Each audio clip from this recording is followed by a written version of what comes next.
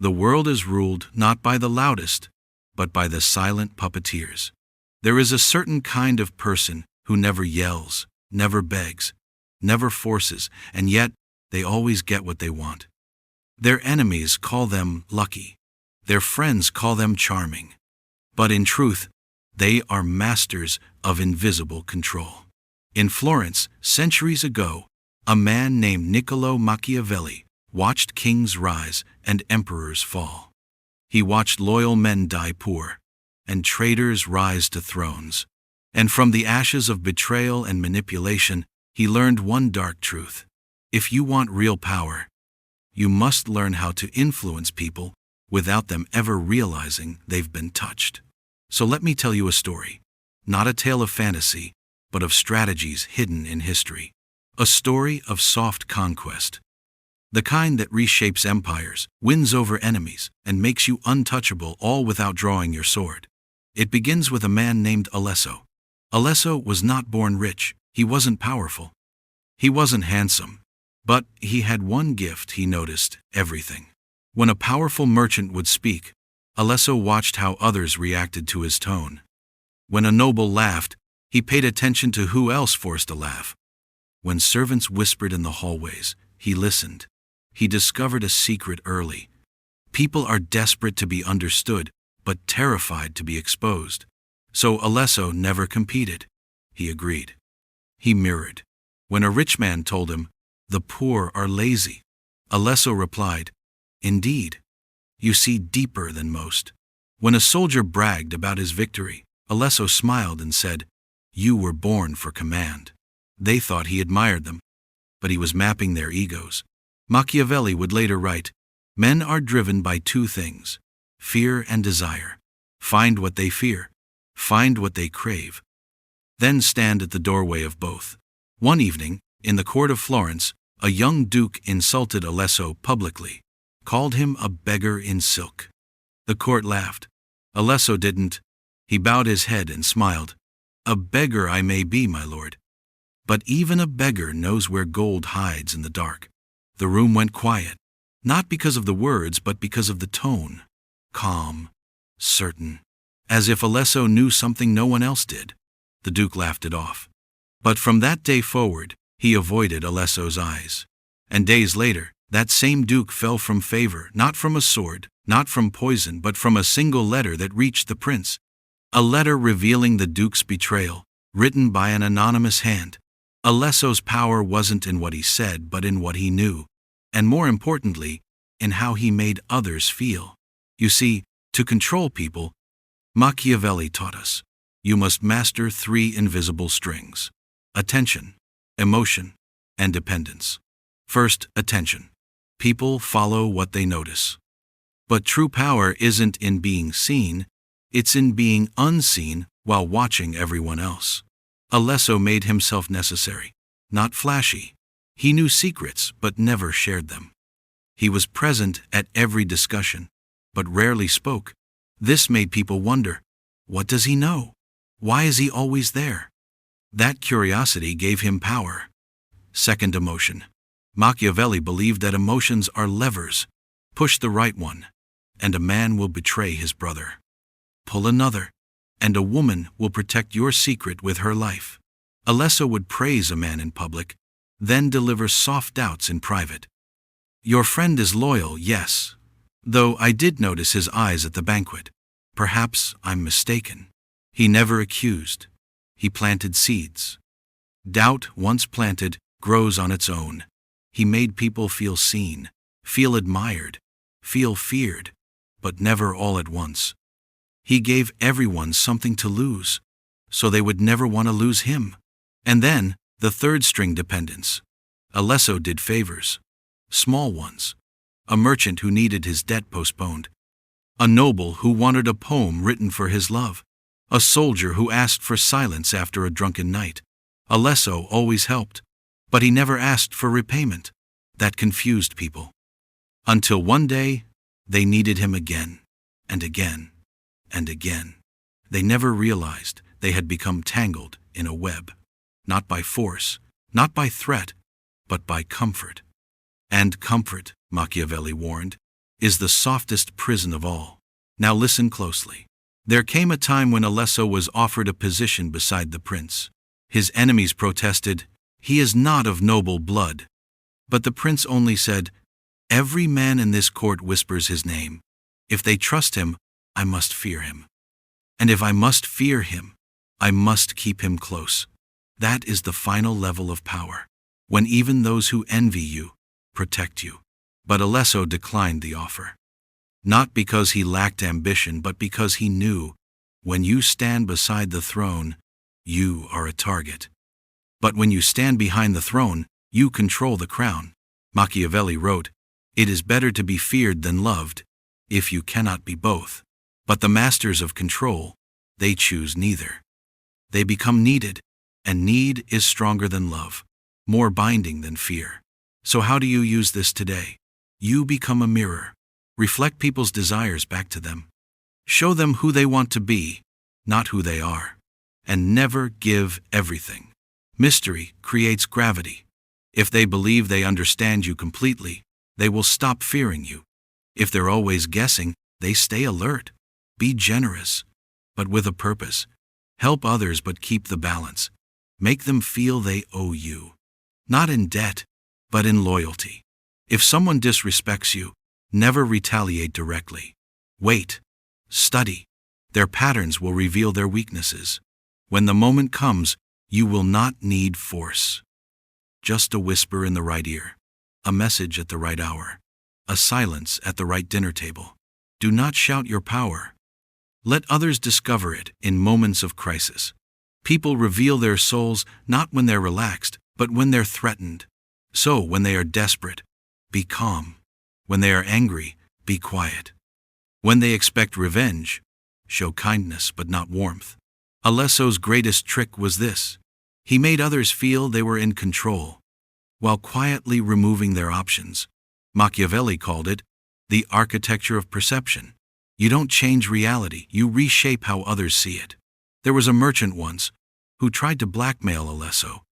He had a letter proving Alesso's secret dealings. He thought he had won. Alesso invited him to dinner, gave him the best wine, praised his intelligence. And before the night ended, he handed the merchant a gift, a letter, with the merchant's own betrayal inside, a copy, quietly retrieved days ago. You see, Alesso said softly, when one holds a knife, they often forget their own neck is exposed. The merchant left in silence. The next morning, he vanished from Florence. And so Alesso continued, never crowned, never praised, but whispered about in every corner of the city. He became a shadow others bowed to. This is the strategy Machiavelli admired most, not the brute who takes power, but the ghost who guides it. In the modern world, you don't need castles. You need emotional intelligence. You don't need armies.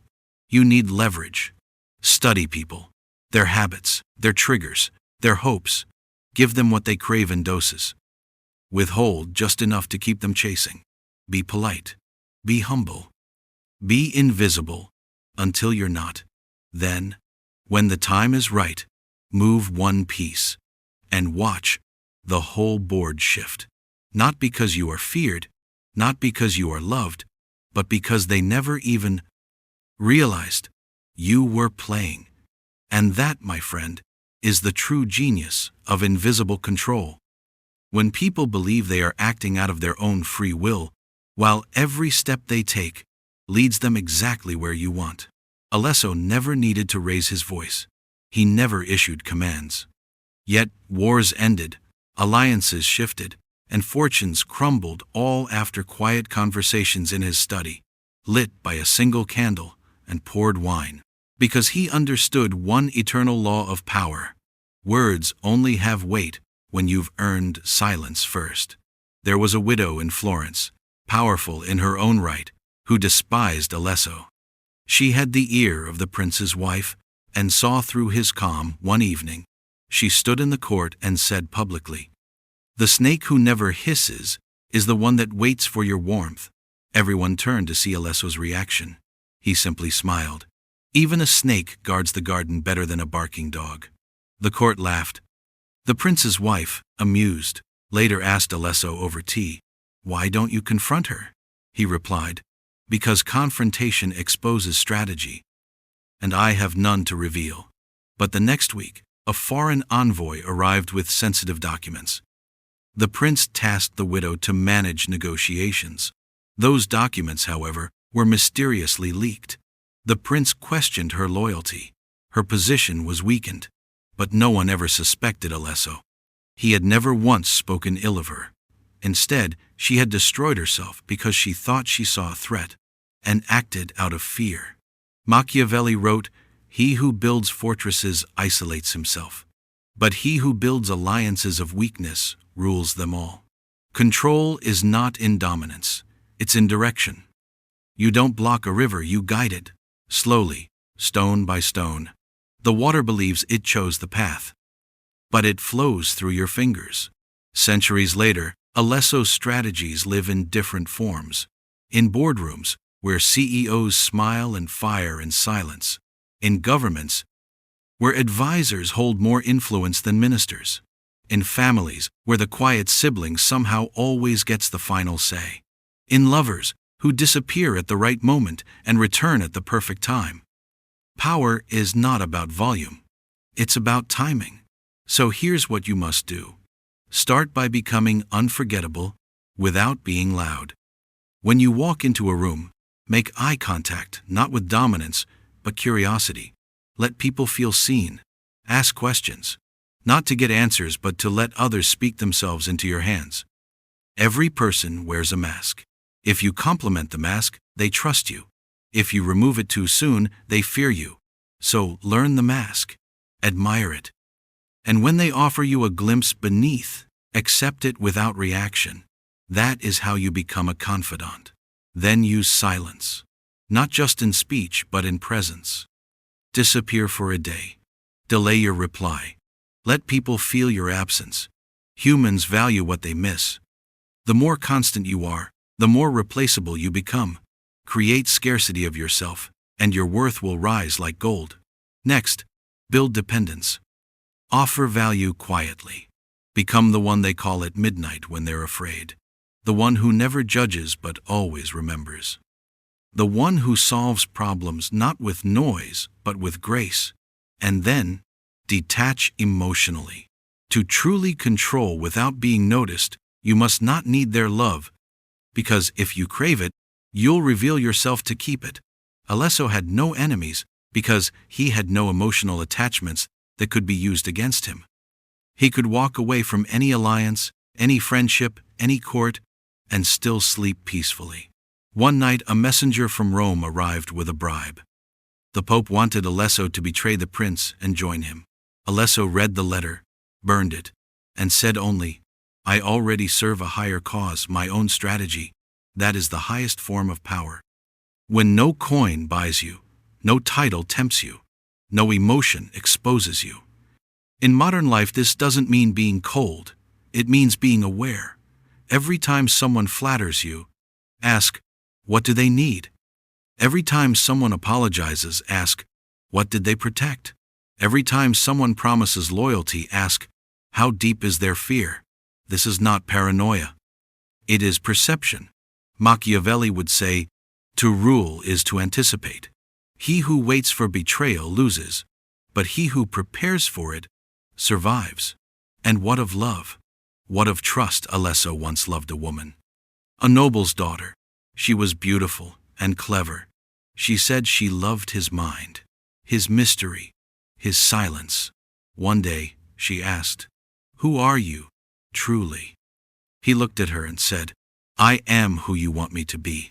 That is why you love me." She paused. "And if I stop wanting?"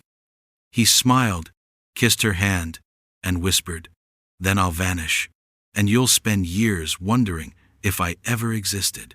That is the mark of those who master control.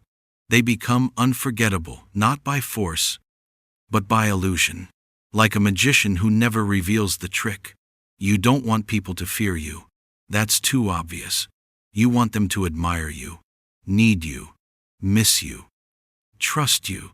Then, and only then, you own their choices. In every friendship, be kind but don't tell everything. In every meeting, give value but don't show hunger. In every conflict, observe, not react. Control is not domination. Control is direction without resistance. And when they finally rise to power, when they believe they have outgrown you, you'll still be there. Not in front of them, but behind every door they open, behind every ally they shake hands with, behind every regret they carry. Machiavelli died centuries ago. But his spirit walks beside those who choose intelligence over emotion, silence over noise, influence over image. Be like Alesso. Be invisible, yet everywhere. And when they ask, "Who led us here?" let them look around and find no one. Only the echo of your smile. Because the most dangerous person in any kingdom is the one who never sits on the throne. They built it. But they don't need to sit. They own the mind of the king. And that, my dear, is how you control people, without them ever knowing they were never free. There was once a tailor named Dario, a quiet man with a crooked back and sharper eyes than any general. He didn't speak of war, didn't chase wealth, and never sat at royal tables, but every noble wore his designs. Not because of how they looked, but how they made them feel. Dario didn't just stitch cloth, he stitched identity. When a nervous baron wanted to look powerful, Dario gave him a thicker collar, broader shoulders. When a cunning widow wanted to appear fragile, he made her sleeves longer and eyes brighter. He studied their voices, their moods, and then reflected it in fabric. But there was more. Dario listened. While measuring arms, he heard gossip. While adjusting waists, he absorbed secrets. Every client believed Dario was a simple man. But behind his silent nods, he mapped the palace better than any mapmaker. One afternoon, a noble asked him, "Why are you always silent?" Dario smiled and whispered, "Needle speaks louder than words." He became indispensable. Nobles wore his threads not for fashion, but for safety. They believed he made them unbreakable. What they didn't know was he knew every pressure point under their armor. Machiavelli would have loved Dario, because power is not only in action, it's in preparation. And no one prepared more subtly than the one they dismissed. If you want to control a room, don't fight for attention. Let them underestimate you. That is your camouflage. There was another, a woman known only as Signora V. She was neither royal nor merchant. She held no title. But she was invited to every masquerade, every banquet, every political marriage. Because she brought one thing no one could fake charm without intention. She never asked for anything. Never aligned herself openly. Yet everyone wanted her approval. The prince once said, "If Signora V smiles at you, half the court watches." What they didn't know was her smiles were loaded weapons. She mastered the art of delayed reactions. When a man confessed something shameful, she didn't respond immediately. She would sip her wine, glance away, then softly say, "We all have our moments." That pause, that silence, it made men crumble inside. They believed she saw through them. And once someone believes you see their soul, they surrender it without a fight. Machiavelli once wrote, "He who can guide emotion can conquer without war." Signora V didn't lead through speeches.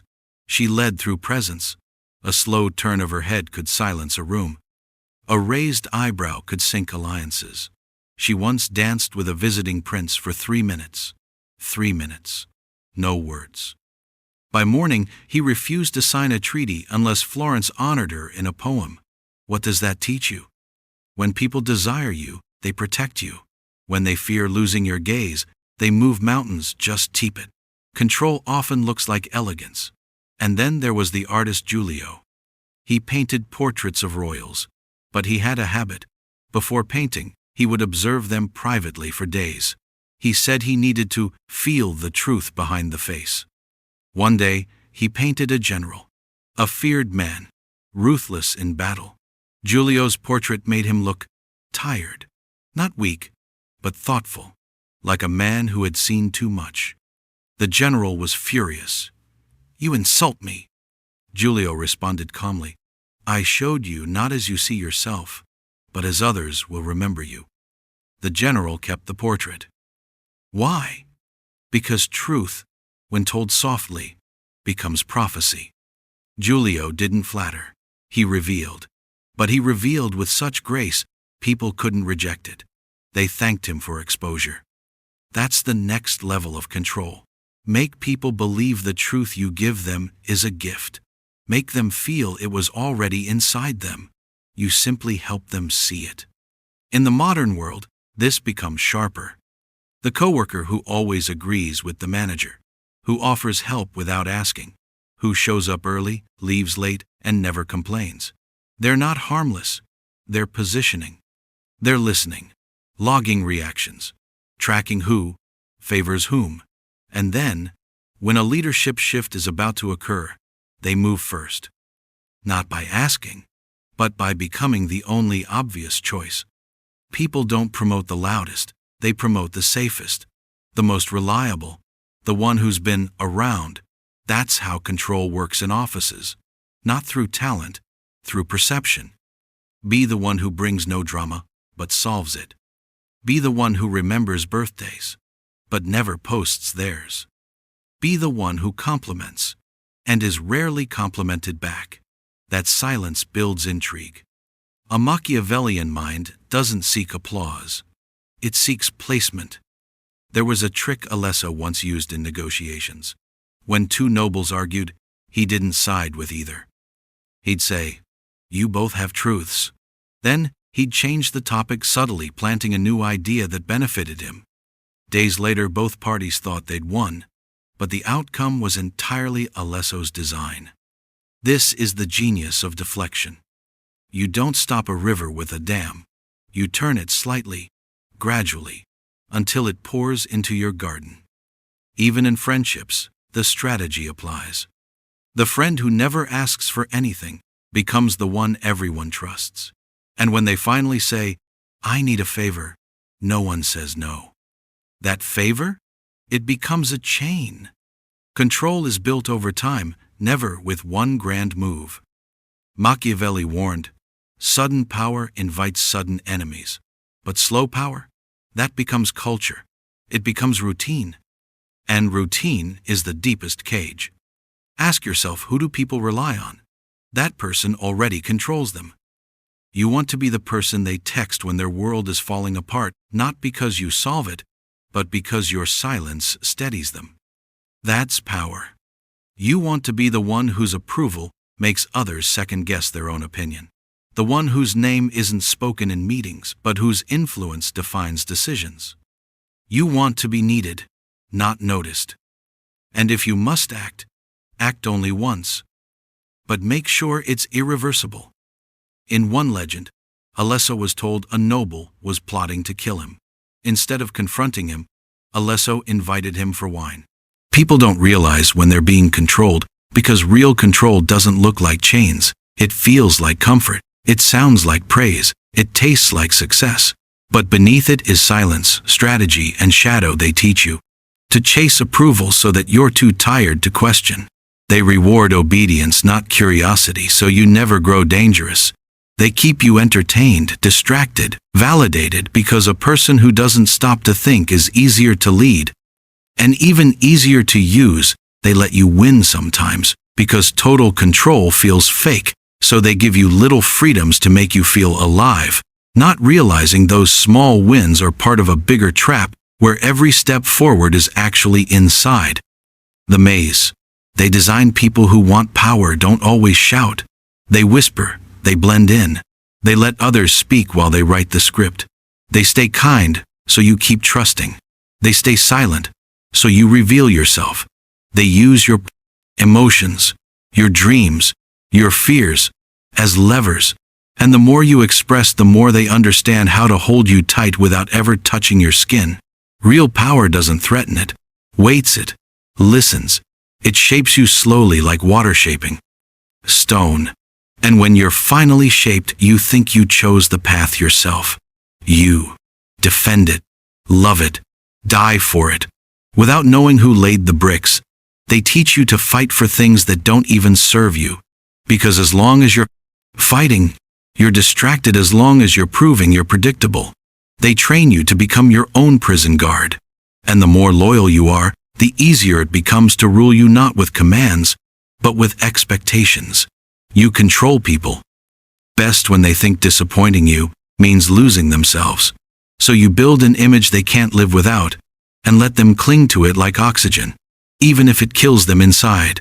Every kind leader there might be a mask, every soft voice might hide a sharp plan. The nicest person in the room might be the one holding the strings, not because they hate you, but because they understand that kindness is disarming. And control works best when it feels like love. You give them what they want, just enough, so they don't ask for more. Just enough, so they don't leave. Just enough, so they feel safe. But never enough to be free. Because freedom breeds questions, and questions destroy empires. Control is not always about domination. Sometimes it's about patience. You let them speak so they feel heard, but never let them lead so they forget how to think. You give options so they feel respected. But all roads lead to the same gate. Yours. You smile when they challenge you. Because you already know how it ends. Not by force, but by surrender. You don't need to convince them, just let them keep choosing comfort over truth. And by the time they realize they're being used, they're already too dependent, too loyal, too invested to break free. So they stay, they serve, they survive inside a life they didn't build, but learned to defend. The best part is, they won't even hate you because in their heart they believe you saved them, that without you they've been lost. That your silence, your distance, your control was actually love. And when people believe your control is love, they will never rebel.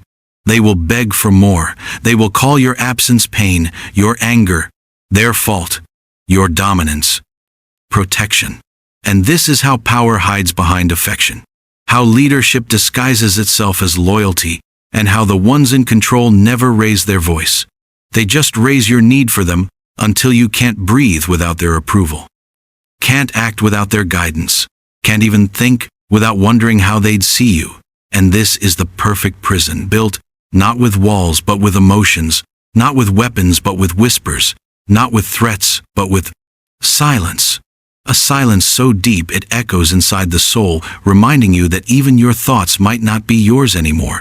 Because when control is done right, it doesn't feel like control, it feels like destiny. They will thank you for controlling them because they never knew a world where they weren't being watched, praised, directed, and silently owned. Their thoughts were shaped long before they knew how to think, their choices crafted, before they learned the meaning of freedom, and you just stepped in when they were already trained to obey. You never forced anything, you just understood timing. You let them run free when they needed illusion.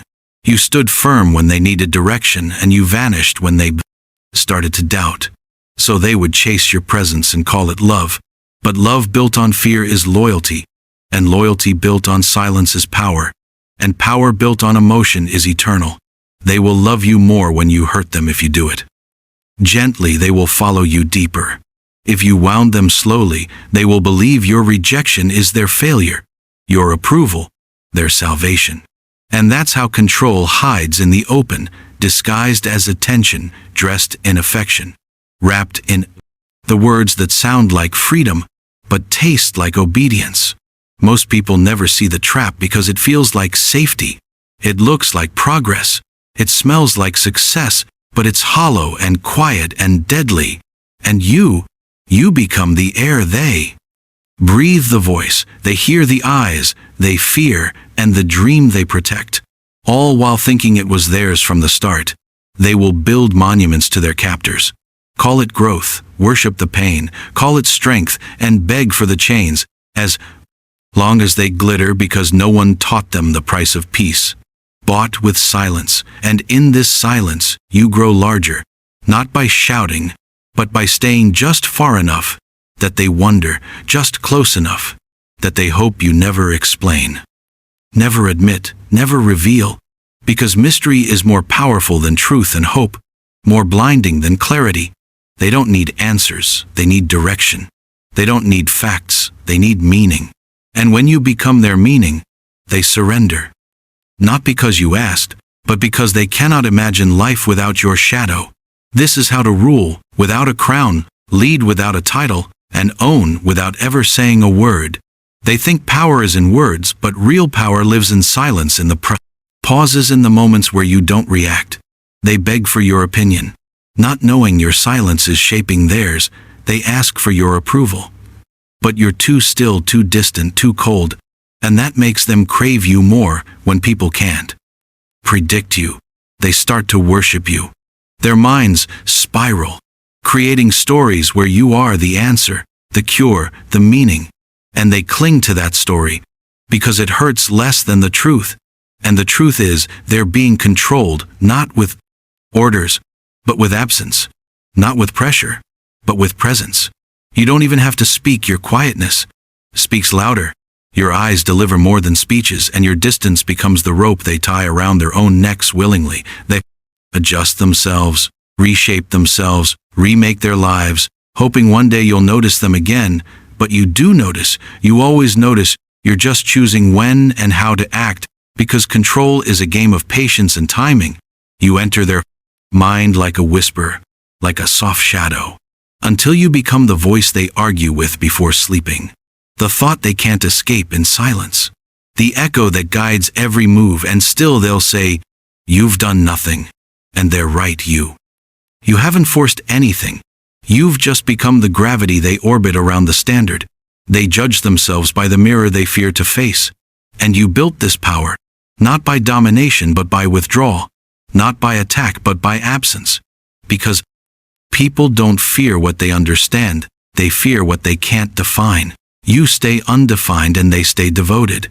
They don't know your limits, so they don't test them. They don't know your intentions, so they don't question you. They don't know then your heart, so they try to earn it again and again, without realizing that every attempt brings them closer to dependence and deeper into your maze. You never need to block them. They will block themselves. You never need to push them away. They will back off from your silence. You never need to argue. They will explain your side for you, because the moment you stop reacting, they start performing.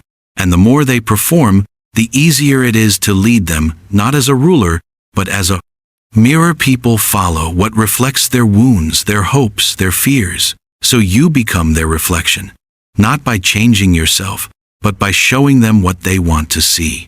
You smile when they need comfort. You turn cold when they seek truth. You appear gentle when they're loyal, and vanish when they get too close. This push and pull keeps them addicted, because people are addicted to potential, not reality. And you offer them potential. You offer them the dream of closeness, the possibility of approval, the fantasy of being chosen. And they will chase that dream until they exhaust themselves. And in that exhaustion they will hand you control, not because you asked, but because it's the only thing left to believe in. Because believing in you hurts less than accepting the lie. Because obeying you feels safer than questioning their path, and because loving you gives them a purpose they couldn't find alone. So they worship, they obey, they surrender, and you never raise your voice, never lift a hand, never claim a throne. But still, they kneel, because deep down everyone is looking for someone to follow, even if it means losing themselves. You never ask them to stay yet. They never leave you. Never ask them to listen yet. They remember every word you said. You never say you're in control, yet they obey you without question. And that is the purest form of power, the kind that doesn't announce itself, the kind that doesn't need permission or validation. It simply exists. It lingers in their decisions, in their hesitations, in their need for your attention. They will change their behavior, hoping it pleases you. They will question their truth. If it disagrees with your silence, they will twist their soul until it fits the shape they think you desire. And still they will believe it was their idea. Because control without exposure is divine. When they say they miss you, they are admitting your influence. When they say they don't need you, they are lying to themselves. Because no one walks away from a ghost that holds their mind captive. No one forgets the person who became their habit without touching their skin. And no one escapes the version of themselves they created just to survive your absence. They blame themselves when you disappear. They justify you when you hurt them. They protect your name even in your silence because the pain you cause is beautiful to them. It's poetic, it's romantic, it's addictive, and when pain becomes love, the chains are permanent. You're no longer just a person. You are their blueprint, their judge, their God, and you never needed to be honest. You just needed to be consistent, cold, sometimes warm, sometimes distant, always desirable, never available completely. And that's what kept them hooked, because humans don't crave completion. They crave the thrill of almost. They chase the Frauen, ones who break them gently and love them rarely, because that pain feels like purpose, that struggle feels like love, and that illusion is easier to live with than loneliness. So they stay broken, stay loyal, stay lost in the labyrinth you never built with bricks, but with dreams, with silence, with possibility. And even if you vanish completely, they'll still carry your voice, your shadow, your rules in their choices. They'll still seek people who remind them of you, still repeat. The patterns you planted still live in the prison you left open. But they never escaped because the door was never locked. It was just designed so well they forgot how to walk away. They don't notice when the game begins because it never looks like a game. It looks like love, like opportunity, like destiny. You enter as an answer, as a whisper, as something they never knew they were missing. And that's how the control begins, not by force, but by filling a void they never knew they had. You become the silence that speaks louder than truth, the absence that feels more present than anyone around them. And slowly, you write your story inside their mind. Not with lies, but with suggestion. Not with promises, but with patterns, and these patterns repeat until they forget who they were before you. Entered until they measure everything after you, against everything before you, until your name becomes the filter through which they see themselves and the world they think they are deciding.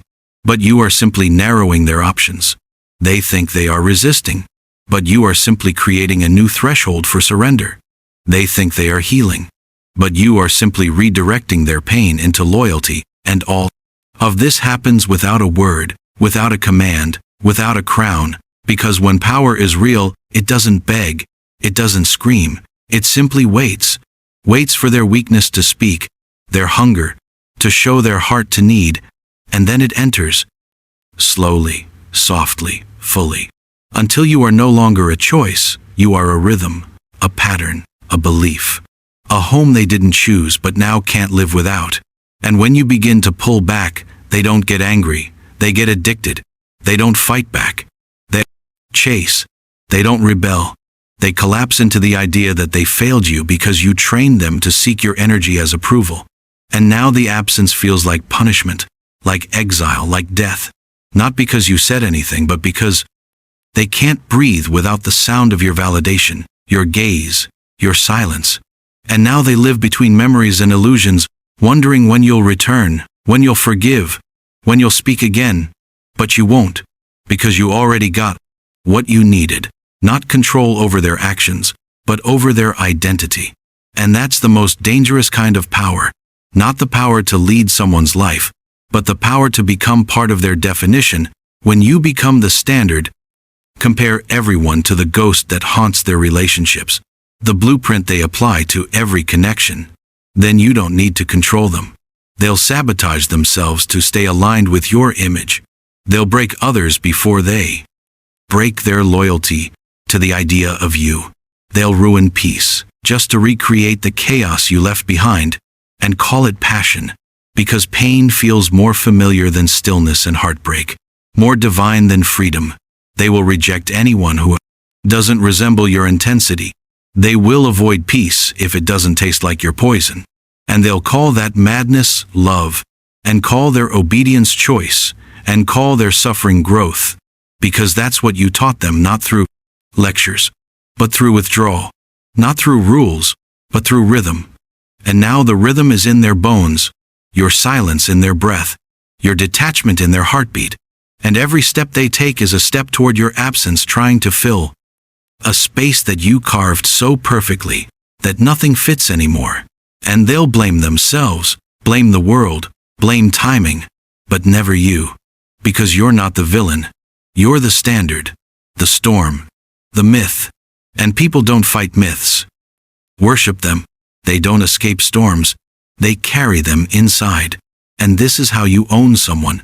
Not for a moment, not for a season, but for a lifetime, without needing to remind them, without needing to see them again, because they'll carry your fingerprints in their choices, in their voice, in the way they love, in the way they break others, just like you broke them. And that's how legacies are written, not in history books, but in human hearts, rewritten without consent, with devotion, wrapped in silence, sealed with longing, because longing never dies. It just waits in the dark, hoping for one more word, one more look, one more silence to feel whole again. And in that hope, in that ache, in that quiet surrender, you live forever.